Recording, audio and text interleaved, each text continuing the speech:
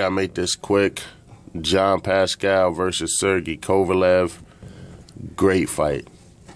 Pascal could be the monkey wrench in the most anticipated fight that we all want, which is Adonis Stevenson versus Kovalev. But nobody anticipated that Pascal will come out of the woodwork and just, hey, I'm a contender. He's always a contender for some reason. He beat the brakes off of Chad Dawson.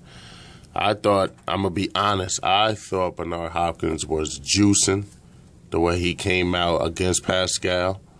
He was moving and jabbing the footwork like he was 26 years old again. I was very and then you heard Pascal at one point get on Bernard Hopkins about take the test. And Bernard sat there with like the Grinch type of smirk on him. That he really was juicing, man. I'll never forget that, and I lost a lot of respect for Bernard Hopkins once I found this out. But that's in the past. Let's move on. So, Sergey Kovalev versus John Pascal. If you don't know how Pascal fights sort of like Sean Porter. If you've seen Sean Porter fight, Pascal fights the same way. He's very unorthodox, very unpredictable. Doesn't keep his hands up as much. A lot of times they're down by his side. He's gotten a lot better with Roy Jones in his corner. Will it be enough to stop Kovalev or to beat Kovalev?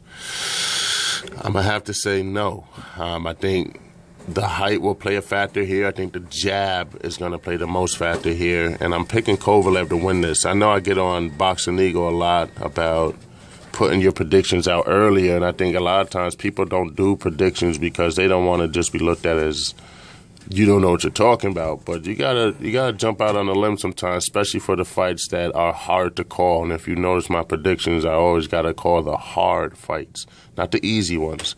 As you can see, I won't be calling any Triple G fights.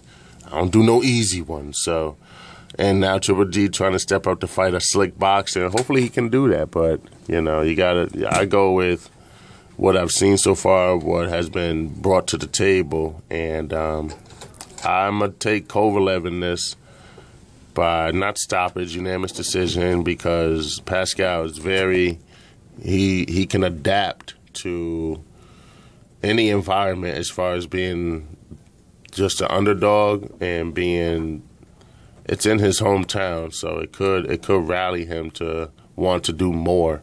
I think Kovalev had it easy with Bernard Hopkins. I thought that was an easy fight. That's why you didn't get a prediction from me, because I didn't even feel. I knew Kovalev was going to beat the shit out of Bernard Hopkins, and he did. Sometimes it doesn't work for all. That's why it confuses me sometimes when I think about Mayweather fighting into his 50s and whatnot. If Bernard can do it, then Floyd can do it. But you see how Bernard made out in his last one. So don't just act like any boxer can do it. It's not easy fighting. The time for all of us is ticking. And as you know, time catches up with everybody. So that's why everybody's a little skeptical about Floyd coming back. But Floyd has taken a lot less damage than Bernard Hopkins, so don't act like, his legs are gone or he's old, he looks old in the ring.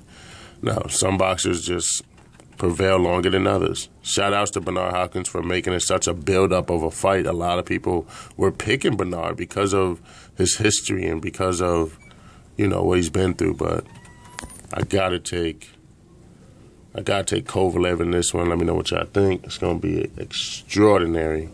And I'm off to lunch. All right, man.